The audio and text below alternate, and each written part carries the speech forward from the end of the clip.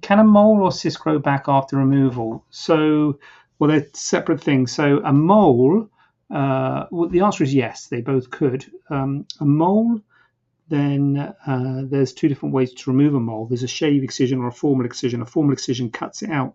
So a formal excision usually cut the whole mole out. So it's not going to come, well, unlikely to come back after a formal excision. But a shave excision, you just take the top half and you leave the bit that's sort of underneath the skin behind.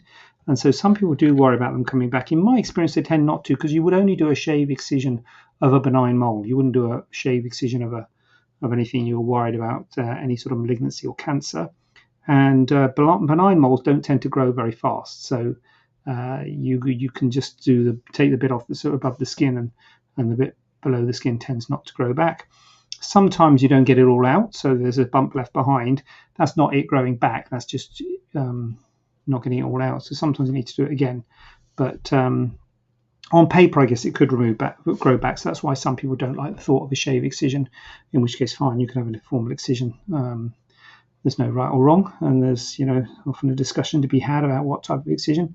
In terms of a cyst, that's slightly different, because a cyst, you always aim to remove all of the cyst and all of the cyst wall, which is why the incision needs to be made about the size of the cyst. Sometimes you might see people who make these tiny little incisions and kind of take all the stuff out of the cyst, and then try and take the cyst wall out. I think that's very hard to get all of the cyst wall out in those circumstances. It's much easier to get the cyst wall out when the cyst is kind of intact.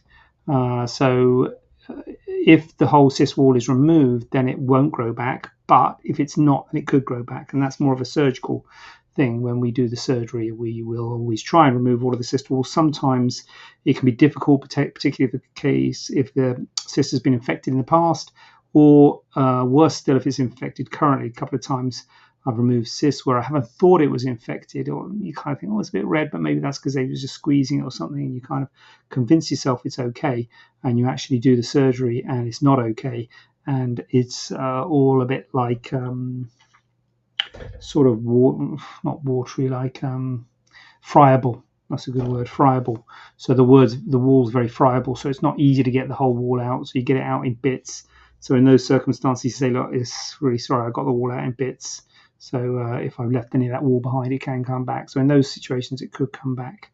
But if you get it all nicely out, which is the majority of case, I've got to be honest, you try and get all of the cyst wall out. Then if you get all of the cyst wall out, then it won't come back. No guarantees in this world, but always do our best to make sure they don't come back. But I say in those circumstances, there is a risk of it. Thank you for watching the video. If you have anything that you would like me to have a look at and give you an opinion on, please send us a message on WhatsApp. The number is 07794 739 606. It'd be great to hear from you.